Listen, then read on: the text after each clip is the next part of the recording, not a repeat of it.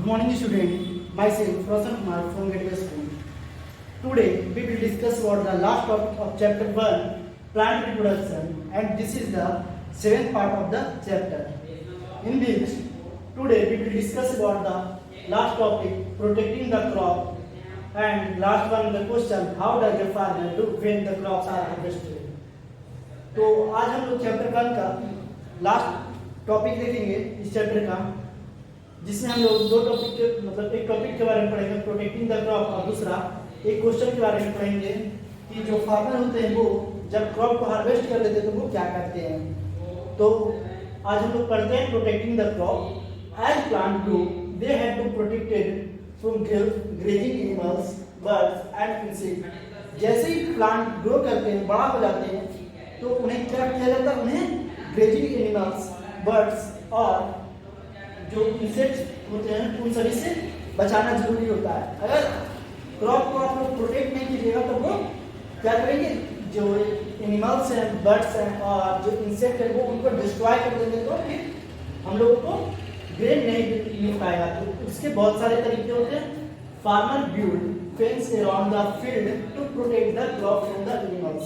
कह रहा है कि फार्मर जो होते हैं वो अपने फील्ड के चारों तरफ क्या करते हैं, एक फेंस बनाते हैं, बाड़ी बनाते हैं, लकड़ियों का एक खाका तैयार करते हैं जो उनके फील्ड को चारों तरफ से मतलब घेर देता है, ताकि जो एनिमल्स होते हैं, ग्रेजिंग एनिमल्स, वो फील्ड के अंदर ना जा पाए और उनके क्रॉप्स को डिस्ट्रॉय नहीं कर पाए। दूसरा होता है farmer builds a scarecrow help to keep birds away.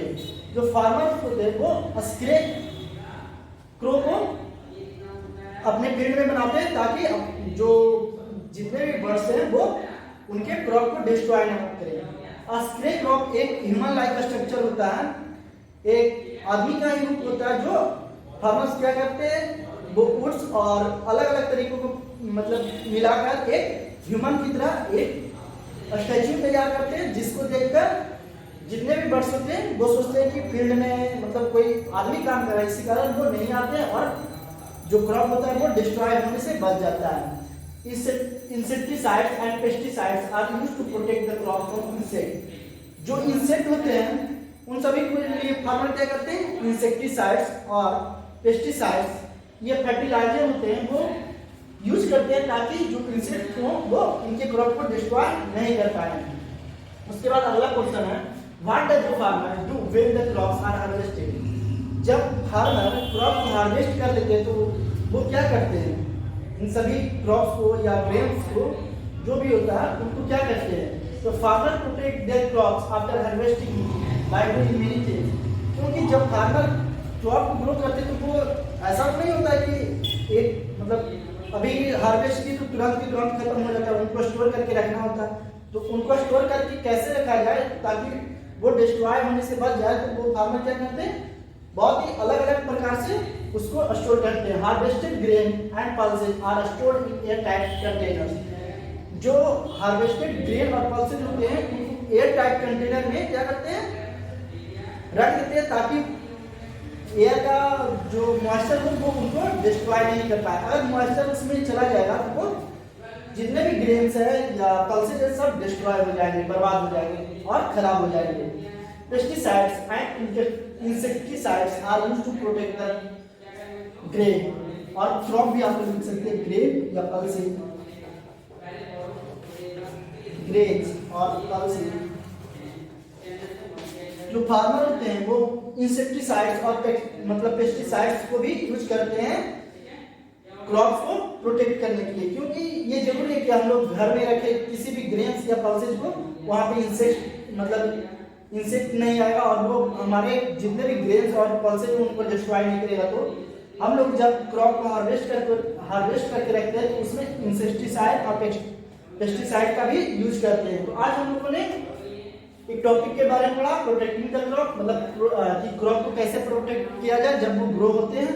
तो हम लोगों ने देखा कि जो फार्मर होते हैं वो 3 अलग अलग चीजों को अलग अलग तरीकों से अपने क्रॉप को प्रोटेक्ट करते हैं। फर्स्ट वन में हम लोगों ने देखा था कि जो फार्मर होते हैं वो अपने फील्ड के चारों तरफ फेंस का बिल्ड करते हैं, फॉर्मेशन करते हैं, ताकि वो जो ग्रेजिंग एनिमल्स हैं वो उनकी क्रॉप को डिस्ट्रॉय नहीं कर पाए। सेकंड वन में हम लोगों ने देखा था कि जो फार्मर होते हैं वो अपने फील्ड में स्क्रैप क्रो को बिल्ड करते हैं, जिससे जितने भी बर्ड्स होते हैं वो उनके क्रॉप को डिस्ट्रॉय नहीं कर पाते। और थर्ड वन में हम लोगों ने देखा कि फार्मर इंसेक्ट से अपने क्रॉप को बचाने के लिए इंसेक्टिसाइड और पेस्टिसाइड का यूज करते हैं। तो आज के लिए बस इतना ही है, मतलब जो हमारा चैप्टर था वो कंप्लीट हो गया। इसके बाद अभी हम लोग इस चैप्टर का एक्सरसाइज का कुछ क्वेश्चन हम लोग देखेंगे और बाकी जो क्वेश्चन है वो हम लोग अगले क्लास में देखेंगे।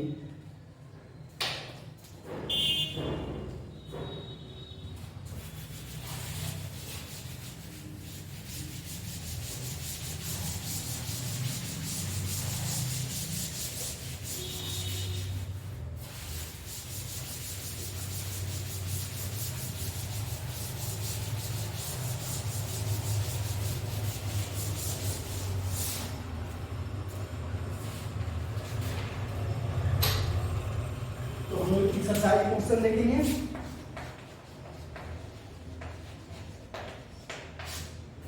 क्वेश्चन नंबर 8 एमसीक्यू है।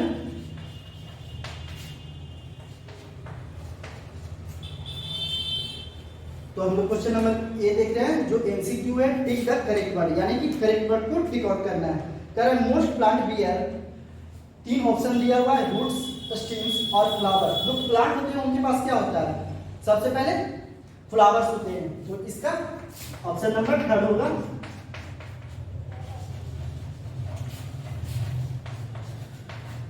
फ्लावर्स, यानी कि most plant beer flowers. Question number 2, a seed growing into A plant is called cotyledon. Second one germination, third one seedling. जब एक सीड प्लांट के रूप में ग्रो हो जाता है तो उसको हम लोग क्या कहते हैं? सीडलिंग कहते हैं। Option number 3।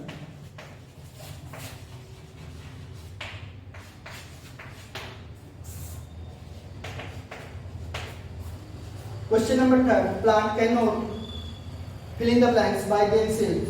जो प्लांट होते वो अपने आप क्या नहीं करते? फर्स्ट वन ऑप्शन है go, second one move, third one shift. तो प्लांट अपना मूवमेंट अपने आप नहीं करते, तो इसका सेकंड ऑप्शन होगा, यानी plant can not move by themselves.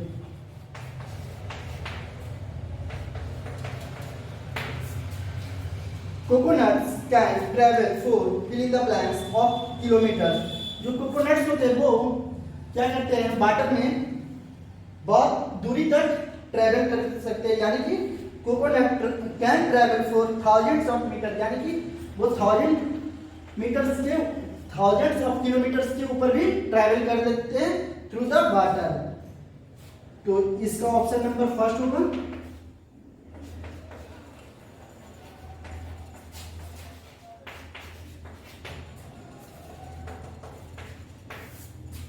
Question number 5, fruit which can float like lotus and coconut are carried by first number butter, second number bean, third one dust। जो fruits होते हैं, मतलब जैसे lotus और coconut, वो किसके जरिए float करते हैं, तैरते हैं? तो वाटर के हेल्प से फ्लोट करते हैं। तो इसका भी ऑप्शन 1 होगा, यानी कि water. Question number B,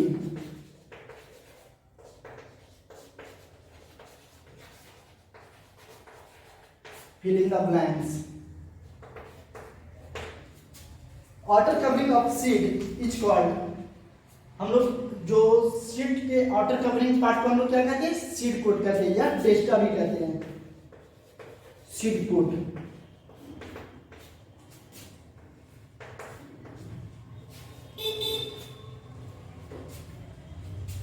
The part of seed that contains a stored food for the baby plant, मतलब ऐसा पार्ट जो क्या करता है? बेबी, मतलब सीड का ऐसा पार्ट जो क्या करता है? बेबी प्लांट के लिए फूड को स्टोर करता है, उसको हम लोग क्या कहते हैं? तो कोटिलेडन कहते हैं। कोटिलेडन की वो पार्ट है जो सीड का वो पार्ट है जो बेबी प्लांट के लिए फूड को स्टोर करता है। Question number 3, a seed that burst with great force scattering the seeds. मतलब जब एक सीड ब्रस्ट होता है और किसके साथ होता है? एक great force with scattering the seed, और ग्रेट फोर्स मतलब जब सीड का मतलब स्कैटरिंग ग्रेट फोर्स से होता है तो उसको हम लोग क्या कहते हैं, एक्सप्लोजन कहते हैं, एक्सप्लोजन या ब्लास्ट भी बोल सकते हैं। Question number 2, crop grow in black clay soil needs a lots of water.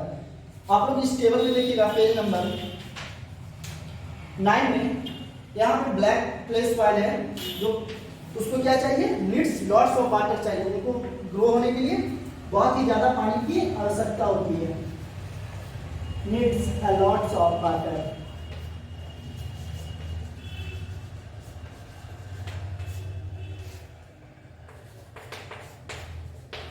Question number 3, crop grow in summer in wet clay soil are kharif crop. जो क्रॉप समर सीजन में grow करते हैं और ब्लैक क्ले सॉइल में grow करते हैं उनको क्या कहते हैं, खरीफ क्रॉप कहते हैं।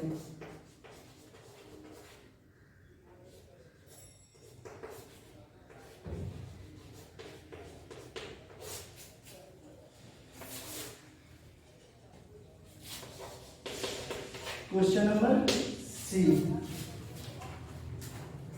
क्वेश्चन नंबर सी में क्या कर रहा है, write T for true, write true और फॉल्स करना है, यानी कि जो ट्रू स्टेटमेंट है उसके लिए टी लिखना है और जो फॉल्स स्टेटमेंट है उसके लिए एफ लिखना है, कैपिटल एफ लिखना है। तो क्वेश्चन नंबर 1 कह रहा है मोस्ट प्लांट बियर फ्लावर, तो ये स्टेटमेंट ट्रू है, जितने भी प्लांट होते हैं वो फ्लावर को बियर करते हैं। Question number 2, seeds leaves are also fertiliser, ये भी ट्रू है, सीड्स लीव्स को भी हम लोग फर्टिलाइजर का ही पार्ट मानते हैं, ये भी ऑप्शन, ये स्टेटमेंट ट्रू है। Third one, potato and ginger are underground roots, ये फॉल्स है, पोटैटो और जिंजर होते हैं जो अंडरग्राउंड स्टेम्स होते हैं। Question number 4, plant like fern grow from spores, जो फर्न प्लांट होते हैं वो स्पोर्स से ग्रो करते हैं, ये स्टेटमेंट ट्रू है। Crop that grow in winter season are called rabi crop, ये स्टेटमेंट ट्रू है, जो क्रॉप विंटर सीजन में ग्रो करता है उसको रबी क्रॉप कहते हैं। Question number 6, scarecrow help to keep the bird away, ये भी स्टेटमेंट ट्रू है, जो फार्मर होते हैं वो स्क्रे क्रो का यूज करते हैं ताकि जो बर्ड्स हैं वो उनके क्रॉप को डिस्ट्रॉय नहीं कर पाए। अब हम लोग क्वेश्चन नंबर डी को देखेंगे, यानी कि match the following.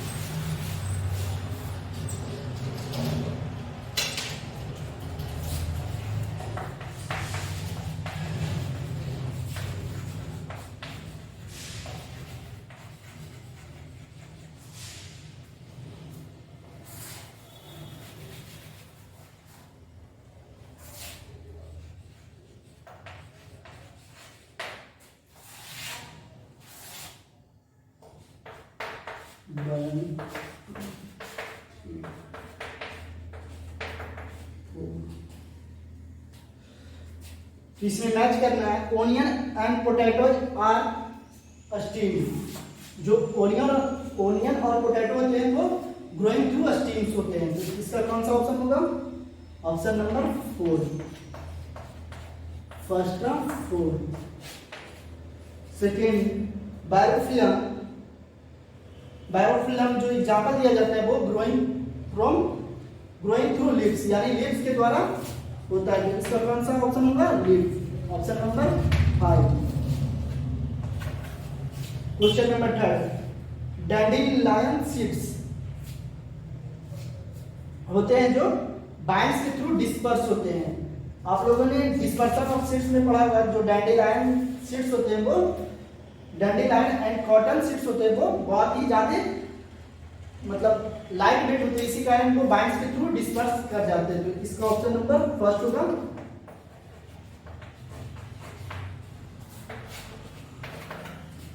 Wind. Question number 4, burdock seeds is इसका अगर हम लोग मैच करें तो ये एनिमल्स के थ्रू डिस्पर्स होता है, तो इसका ऑप्शन कौन सा होगा? सेकेंड।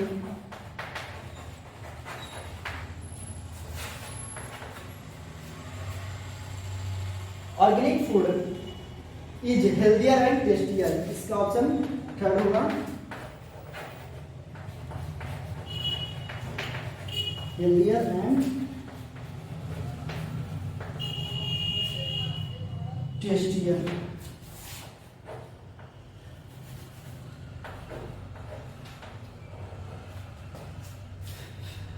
तो आज हम लोगों ने क्वेश्चन डी तक किया, कल हम लोग क्वेश्चन नंबर ई, एफ, जी और एच करेंगे। तो आज के लिए बस इतना ही। आप लोग इसको अपने साइंस की कॉपी में अच्छे से फेयर कर लीजिए, ताकि आप लोग जब आइए स्कूल तो हम लोगों को चेक करने में आसानी हो और आप लोगों को भी पढ़ने में और याद करने में इसको आसानी हो। तो आज के लिए बस इतना है। आप लोग कोशिश कीजिए क्वेश्चन नंबर ई, एफ, जी, एच खुद से बनाएं, ताकि जब मैं कल उसको मतलब उसको मैं क्लास में कर रहा हूं तो आप लोग उससे मैच करके लिख सकते हैं, और जो गलत हो उसमें सुधार कीजिएगा। तो आज के लिए बस इतना है। Thank you and have a nice day.